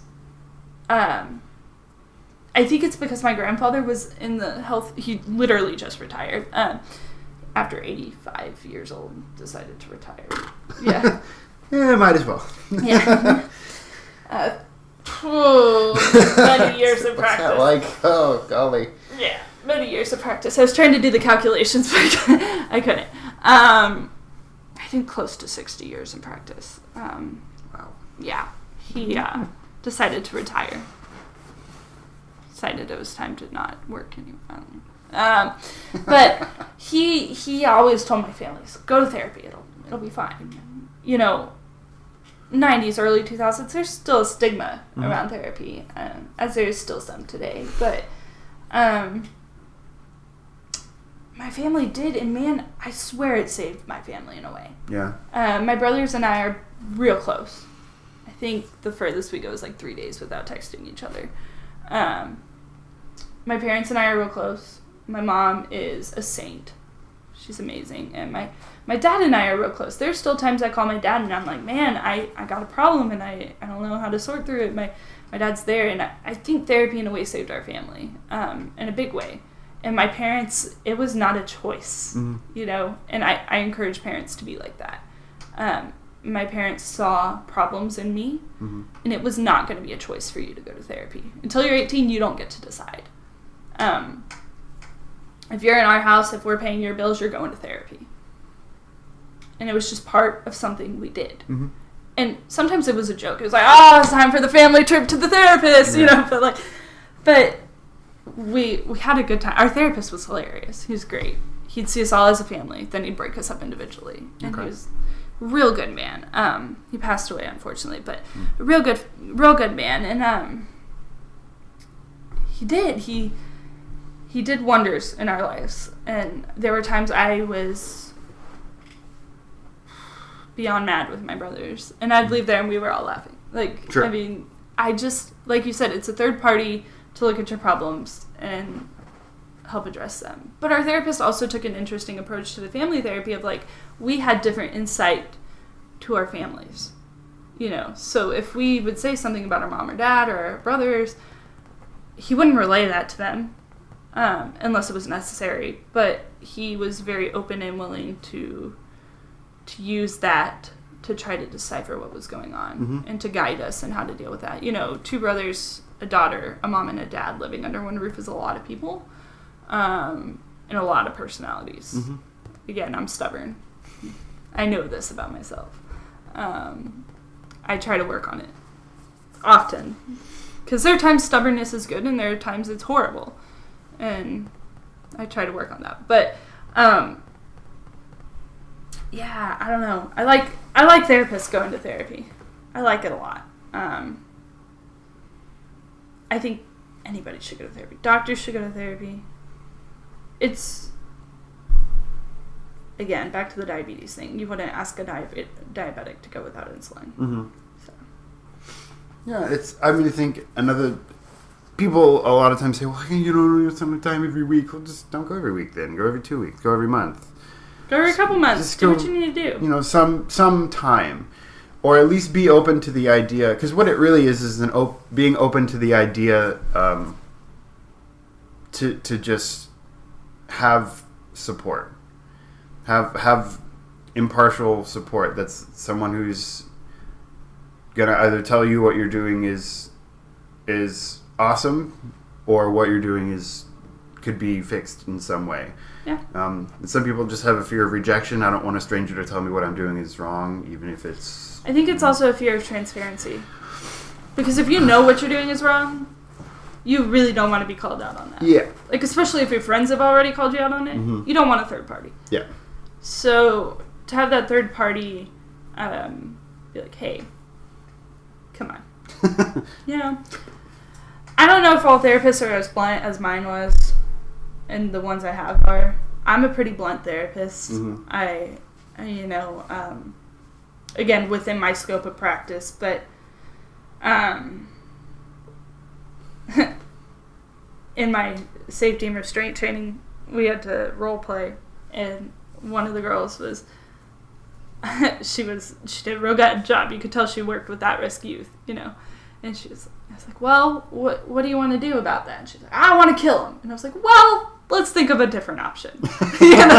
You never want to tell them it's a bad choice, because a lot of times they'll revert and go do that. But let's keep brainstorming. Let's Okay, well, it's on the list, but let's move. Yeah. Well, and I had a professor in college who always said when you're brainstorming about a problem, nothing's ever off the table. Like, brainstorming is the time, rational, irrational, indifferent. This is the time for you to put everything on the table and really just look at all your options. Then you start breaking them down. What are the consequences of each one? And then you try to pick one based on your desired outcome. Killing, probably not the best one. Not really a good one most of the time. No. But you have to take the person from the irrational part of their brain to the rational part of their brain. And the only way to do that is to lay it all out on the table and to really make them think. And you can never ask, what do you want to happen?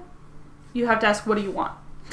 What's your end goal here? And if their end goal is to get something back or to have a relationship or to do this or that, okay, let's work toward that. Let's not work where the anger, the frustration, the depression, where all that toxicity is coming from. Let's work toward what we want. Well, I'm a fan. I'm an advocate of therapy. Always. Okay. Well, so I am curious, not having any experience myself, about how you've found a balance for being a new parent and a working person and a therapist and all of those things. I'm curious about. I'm still working on it. Yeah. It's, you have to find what works for you. Weekends are off limits for me. I don't work during weekends. I don't do work-related things during weekends. I don't answer work messages during weekends. Weekends are off limits. My husband is home. My kid is home. I'm a mom. Leave me alone. And if families can't respect that, that's their problem, not mine. I'm also a pretty blunt person. So if you don't like it, that's your problem, not mine. However, office hours are 9 to 5. If you need something, I'll be there. I try to be real open and communicative. Pause for dog. Nah, it's fine. I've had dogs on the podcast before. Okay. They suck. Alright. Oh, no, dogs are cute. So, being my internship supervisor and I just recently talked about this. During my internship, my son was 4 to 9 months old, 4 to 10 months old, somewhere in there. And I think I just survived. Yeah. I just did it. I tried to learn as much as I could. I tried to get through the next day. I just survived. Now that my son's a little older, a little more independent, I feel like I'm really starting to thrive. And I'm really starting to get creative again. I'm really starting to do all that. I think the first year of your kid's life, you're just like, I'm going to make it somehow. And I'm sure it'll be the same way if and when we add another kid. But learning to say, evenings are off. I do not answer work calls in the evening. I don't answer. I check email before I go to bed. But I don't answer work emails before or at dinner time or anything like that. I think you have to have really clear boundaries set in place for yourself. And, your partner, like my husband and I, this is our time as a family, and that's what it'll be. And if we have friends over, we're with our friends. It's not work. I have one room in my house where I do work. Well, one room in my piano. My piano right now is serving as a laminating station. It's a baby grand, so it's got everything, visuals all over it. Makes sense. And it also serves as a toy for my son because he loves pressing the keys and the pedals. He likes the pedals. But that's kind of a work-life balance in of itself. If I'm with my son and I need to do laminating or anything like that, I do it with him. And he plays with my visuals and my instruments. He thinks they're real fun, and that's time that I can both work and be with him, which is important for me. Because I don't ever want to be an absent parent. That's not my goal in life. My goal in life is not to make money. It's to be a parent, raise a family. And then as far as all that, if the families I serve ask about my family, I'm very open with them. Mm-hmm. You know, I have a son, and here's his name, here's what we do, and I mention him on my webpage. You know, he is my proudest accomplishment. I love him to death, and I think he's a pretty cool kid. But my husband is my top priority. Always has been, always will be. My dad said when I got married, he looked at my husband and said, "She's your problem now." Sorry, dog. You know, but learning to set those boundaries is a big thing. But now it's this thing where it was a learning curve for my husband and I, for me to be like, I need to go work. Mm-hmm. Like, I have to go work. I need you to watch the kid. Not because my husband didn't want to, but because it's just a whole learning curve. It's a learning how to prioritize, hey, I need to work, or I really can't nap with my kid today, even though I want to because I have to do paperwork. So learning those kind of things is a whole work-life balance, and I think it's different for everybody. Mm-hmm. In learning how much free time you want versus how much you need. Yeah. You know. That's it. I'm always fascinated. I don't. That's not a particular goal of mine, but I am always fascinated and often impressed by the amount of things that to me are like being a therapist to me is a full-time. And when I say full-time job, I don't mean like 9 to 5 days a week. I mean like... No, I think about my clients all the time. That's what you do. Yeah. I'm a musician full-time. Yeah. Whether I'm working a certain thing to get paid a certain amount at this given time is kind of irrelevant. It's past a job. And I very much think that if you're going to have a kid, it should be that way too. And, oh yeah. You know me, I didn't go into the parenthood thing lighthearted. I was very purposeful. I mean, he was our I mean, we were at a phase where we were like, if we have kids, we have kids, but planned was probably not. But we were so excited. I was terrified at first. I'll tell anyone that. I was terrified. But he is literally the best thing that's ever happened. Other than getting married. That was pretty cool. But our kid, and seeing my husband be a father and work. I mean, my husband takes care of 60 kids at a time and comes home and takes care of a kid. Like, mad props. Yeah. You know? Like... Yeah, that's big. Yeah, and so watching my husband be a dad and a father and also work full-time, and both of us work, and he's so freaking supportive of my business, and also me being a mother. I mean, he's just...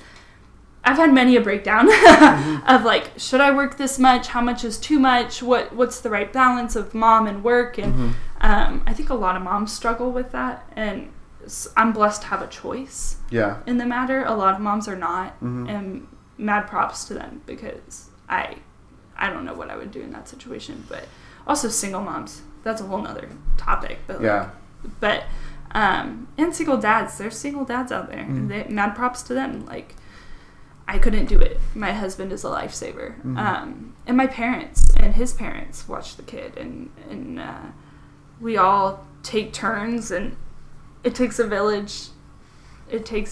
And I know one day, I always try to remind myself, I know one day I'm going to look back and he's going to be grown. And so I always remind myself, if I'm in that moment of, is this too much? How much of him am I missing? And am I willing to miss that much? And if the answer is no, then I'm not going to do it. If I'm missing his nap time, okay. You know? Yeah. Missing some nap times is fine. But missing his first steps is not. And missing his words is not. I think, not to me, you know, but there's some people who unfortunately don't get that choice, and I'm really blessed to have that choice. Yeah. To be with him, and I try not to lose sight of that. But that's a choice I purposely made going into my business, is didn't want to work. But yeah, you said therapist is a full-time job. It is. And there are nights, I had one client that we had a very difficult time bonding. We're now good. We're great. He's excited to see me. I'm excited to see him. But there was one client, I came home several nights, and my husband was like, "You're a good therapist." I was like, "I don't think I am." I mean, I couldn't get past this block I had with this client. And it was a little bit of give and take on his part and a little give and take on my part. And we figured it out. But it's a full-time job. Mom is a full-time job. Wife is a full-time job. So it's really learning how to balance all that. And everybody's got to balance that in some way or another. I mean, you date, you got a girlfriend, and you've got many a job, and you have to figure all that out too, along with friendships and family, and that's a lot to balance for anybody. And I don't think we think about that often enough. Yeah, it's another thing they kind of don't. It's not covered in school. You're kind of supposed to figure that out. But I think that, I mean, for me, I've thus far pretty much been able to keep the stakes pretty low. All of my big financial decisions pretty much only impact me. I'm not married, and Valerie's very much doing her own thing. She's got her own studio, and she's working at a string shop and doing all of her things that she wants to do. So if one of us kind of makes a misstep, the other person's not really affected much, or we're at a point where there's no house payment, there's no there's no kids involved, so but that's I also want to express respect and being impressed by those people who can juggle that and make that happen. I don't think that I really could either. Is a big reason why I haven't. Yeah, it's a mental toll, and there are times that I'm just dead, and I'm exhausted. And luckily, again, I have a really good support system. I have really good friends. I have really understanding friends that I'm like, "Hey, I'm bringing my kid." They're like, "Cool," That was actually one of my big fears, real candidly, is having a kid, I would lose friends. I knew that was going to happen because there are just some people who don't do kids. That's okay. I knew that was going to happen, and I was okay with that. But I was actually surprised about the number of people who stuck around. I think it's becoming more of a thing that, it's becoming less of kids should be seen and not heard than, and now kids are allowed to be around, and they're allowed to hang out. And I think that's going to do wonders for our mental health society as well. Yeah. Do you, another thing, when I hear people talk about real young kids or kids sort of being able to sort of start figuring things out, starting to synthesize information, do you think he's destined for music, or what do you think? Well, at this face, he's destined for cars. His favorite thing is to see cars, and he says vroom, vroom, vroom. And although recently everything is a cup, a bathtub is a cup. Okay. A trash can is a cup. I mean, technically? Yeah, they're all cups. So when it's bath time, he goes, "In big cup?" And yeah, sure. That's perfect. Yeah. He'll get behind, if you sit in the car, he'll get behind the steering wheel and just go vroom, vroom. You're like, yeah. He's fussy. You're like, "Let's go see cars." Great. So we spend an hour out in the driveway. Counting cars in the neighborhood. I don't know. He really is captivated by music. He likes music to be on in the car. Freaking little baby bum. I mean, have you heard of this? Oh, it's a mess. It's a European cartoon, and they've animated every children's song there is, and they've rewritten every children's song there are. And he's captivated by it. He loves it. I justify it by he only gets a limited amount, and he's hopefully learning. There's a train that counts. He really likes that one. Maybe he'll know his numbers soon. Trains are also cars. Rolly chairs, cars. Okay. Yeah. Wheels, moves, car. Got it. Yeah. So, Up is up and down is up. Yeah. Oh yeah. Yeah. Yeah. It's a direction. It's Yeah. He's like up, and you're like, and you pick him up. No, up. Oh, okay, down. He's real smart. He's 16 months old, so he really shouldn't have as many words as he does, but he has quite a few. He can be whatever he wants. We're not going to push music. If that's what he gravitates towards, great. Except for football. Mom has read brain research studies on football and is not really a fan. Again, sports ball is fine. Football is not. Anything else. Lacrosse beat someone with a stick, sure. I don't care. Like, at least you're wearing gear. But I think most moms feel that way, though. Yeah. Of, like, don't hurt my boy. And, but he likes everything. He's a real fun kid. He likes making noises, so maybe he'll be into music. He's captivated by instruments. He likes them. He likes to figure out how things work. So maybe he'll just work in repairs. He like presses the keys on the piano and tries to figure out where things are coming from. Haven't opened it for him yet, so we'll do that when he's a little older. But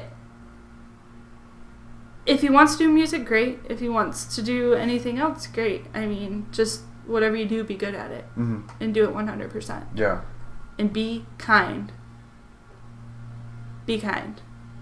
There's no... Yes, exactly. My tattoos, I'm so happy with. Yeah. Yeah.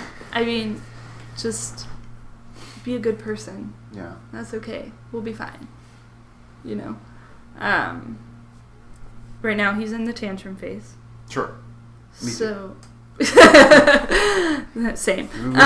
So we have trouble growing out of that part. Yeah. He's learning he can kick, and he thinks it's real funny to kick mom, and he again stubborn. So we're working on that. Parenting is just revenge, I think. Yeah, I'm pretty sure parenting is just revenge. So if you don't want to encounter what you were tenfold, then just don't have kids. Yeah. I'm going to stick with that plan. Yeah. Probably yeah. If you think about what you were and what your siblings were, and you're like, maybe not, then probably don't have kids. Because I remember the chaos my brothers do and still do get into and did get into, and I'm terrified. Nonetheless, to add in what my husband did, I'm just, Oh, Jack. Yeah. Kids are great. But now I have 2 little Jacks in my house. So. Just wait till he starts playing Warcraft. Oh, he will. It'll be gone. We're done. Actually, no, Big Jack's really good about it. He likes to watch Big Jack play a little bit of Warcraft. But Big Jack's not really ready to introduce it to him for a decent amount of time. He really wants him to be able to appreciate the storyline. It's so much stimulation. It is. No one should. He watches for a little bit, and then he's like, okay, that's too much. He gets down and goes plays with cars. So. Oh, yeah. Or train. He puts his cars in his train. Of course. Yeah. And his airplane in his train. These kids go in places. Yeah. And then he pushes it across the house. Yeah. He's got a little puzzle brain in there. He really likes wooden puzzles. Everybody says that. They're like, he's a cool kid. I'm like, we got lucky. Like he's a pretty cool kid. He likes to be outside, likes animals. Well, I am as a sort of business-minded person, because I feel like right now things are, busy, but they're going. You've got all of your things going in pretty much the same direction. My ducks are in a mob. Yes. Well, what do you, maybe from a business standpoint specifically, because I know that the idea of therapy and like all sorts of healthcare being what it is, we'll see. But from a business standpoint, what are you thinking? Do you want to? I know you talked about maybe getting big enough to have multiple staff or yeah. So school contracts are great. I love them, but they're seasonal, right? Yeah.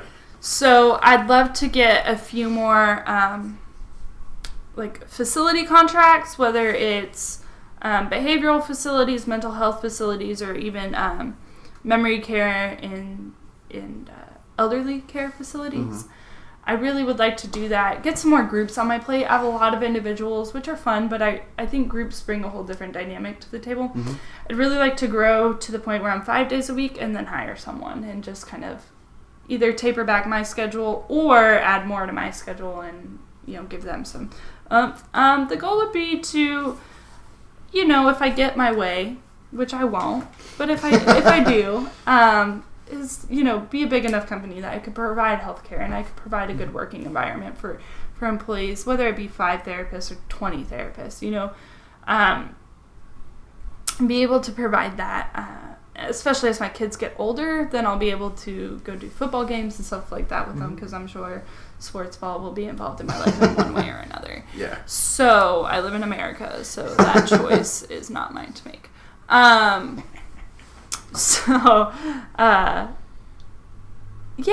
think I would love to own a large contract. I don't know if I want it to be employee-based or contract-based. Right now I'm my own employee. I work for my LLC. So I would like to do that, but I'd like to offer healthcare. Yeah. But that's further down the road. I'd have to have quite a few people working for me. But I also want to be able to provide decent salaries. So that's or hourly. So that's all stuff I have to balance as I grow. But yeah, I think hiring some therapists, expanding my range of practice would be nice, but I can only do so much when I'm one person. So ideally, I'd like to have like one person over Spring, one person over the Woodlands, one person over Montgomery, have enough contracts that people could take their own little areas and be able to live there, have their families, and work, and not have to worry about the billing and doing all that, because I don't mind doing it. I joke that I hate paperwork, but really when I was a kid, I used to make forms and have people fill them out. So, my stuffed animals filled them out, have a lot of stuffed animals too. My stuffed animals still fill out forms for me. Right. I have so many stuffed animals. Birds? Some birds. You need more birds. I see some of them. You need more birds. That's yeah. I only have one grackle. But that's only like. Oh, there it is. Yeah, I see it's like it's kind of a grackle, but no, I have like a pile of stuffed animals that do all sorts of work for me. Yeah. Yeah, they're good help. My son has a good plethora of them, mostly penguins, which I'm appreciative of. Oh yeah. So yeah, but business-wise, that's where I see myself. I think facilities are becoming more excited about music therapy, but they email me and then they get too busy. Sure. So it's like, hey, we really want music therapy. I never hear back. So, but I do like package deals too with. I found that's a really good way to do things. Of like, if you pay this much a month, this is the services you're getting, and the amount of documentation you're getting, and they like that. So.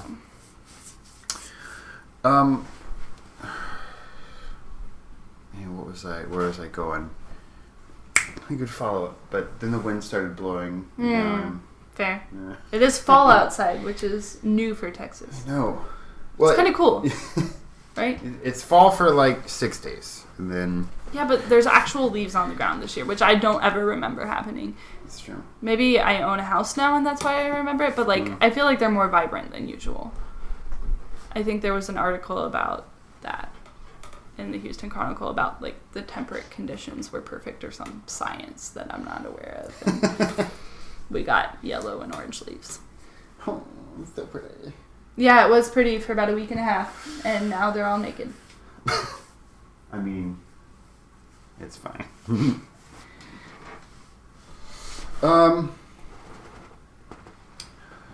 So if we wanted to kind of spread the word, because that's where I was going to go is but sort of best practices for advocacy, where and how to share and what to share, what groups are doing stuff, or is there a place to donate if we're looking to give to like a nonprofit or something? Yeah, so American Music Therapy Association takes donations, and they're a great resource for advocacy and for maintaining our licensure and helping our board and research. They're amazing. You know, any healthcare professional should know about music therapy. If you work in a healthcare profession, feel free to reach out. I would love to talk to you about it, give you more of the science behind it. I think just letting people know, reaching out to your special needs communities. You know, if you know special needs people or families, teachers, teachers advocating in your schools for it is a big one. A lot of teachers don't know we exist and that we can help. But a lot of times the parents have to request it. So parents knowing that we exist. I think people just knowing we exist. Yeah. Also, if there's more questions or comments, you can reach out to me at measuremoments.com and I have a form you can fill out. You can email me. My contact info is on there. And if I can't service these people, I know people who can. And I think having a friend who's a music therapist, or just having a name ready to go when someone's like, what's music therapy and who can I reach out to? Like having a name ready to go, and this person is. Because we're a pretty close-knit community where if we can't service or if we can't help, we will find someone who can. Yeah. So I think that's the best form of advocacy you can have, is being ready at a moment's notice. I have a friend who's a realtor who's given me referrals. Like, you never know when it's going to come up. Yeah. So that's I think, and just knowing that it is research-based. And it is evidence-based, and what we do is non-musical in nature. We just kind of get to add music into it. Yeah. Being, having that elevator speech, if you will, ready to go. Well, I know I put your website up on mine a couple of weeks ago.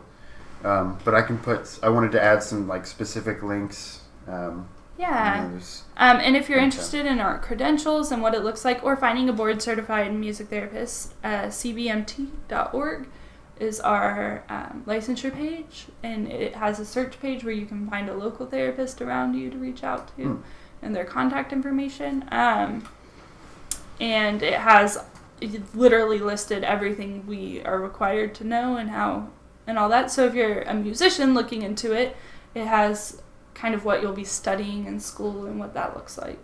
So that's good, because I wanted to I also want to like share that with some of my older music students. AMTA has a really good and then SWAMTA, SWAMTA, that's our local region of music therapy. They all have web pages. Some are updated, some are not. We mentioned newer generations of music therapists coming in, and we're all working together to educate each other properly. So the AMTA webpage is a really good resource for younger students. So it's the SWAMTA, and it talks about what schools are certified and what you need to know in different populations. Here's research. It's really a wealth of knowledge just right there. So it's a good one. Cool. And I welcome observers. So I have families that are 100% open to observers. So if there are people who want to come see it in action, they're welcome to, and they're welcome to come and look at it and see what it looks like in my population. And then I can definitely give them references for other populations as well. Well, that is good. I'm excited to spread the word. I think it's so important. And I also think that you're a good person to do it. I mean, not to be too lavish with praise, but I've always found you easy to talk to, and especially about music therapy. It's cool. I think people in general are interested in things that when they see someone really passionate about something, it's really easy to buy in. Yeah. And it's so clearly what this person it feels like they're supposed to be doing. And so that's really nice. So it's we're just over 2 hours. So perfect. I will have you back on a million times as things change or new opportunities happen. But for listeners, 2 hours of a podcast is a pretty good. hey, that's fine. I mean, I told you. So I think we're down to 900 and something. You still got hours. Yeah. 1,000 hours stuff. But this is it's. So I've had actually a music therapist on before. It was a little shorter, and we had a little bit more specific scope. But I love it. I'm a fan and advocate of the science, and so I think it's really important. And if there's ever any extended questions, feel free to, I'll answer them. I'm pretty open. I'll do that. And I'll link to everything. I do a big fancy blog post with links, and there's pictures. Oh, pictures! Please use my webpage ones because I'm a mess right now.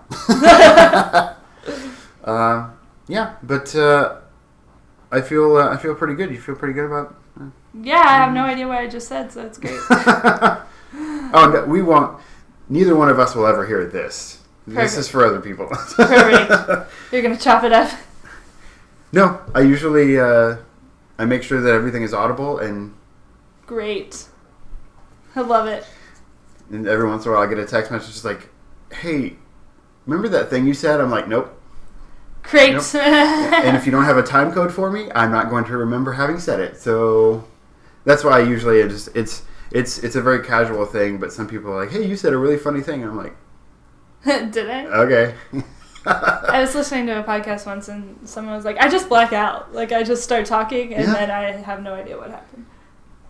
That's kind of where it is. But hopefully, I don't know. I think people will be fascinated by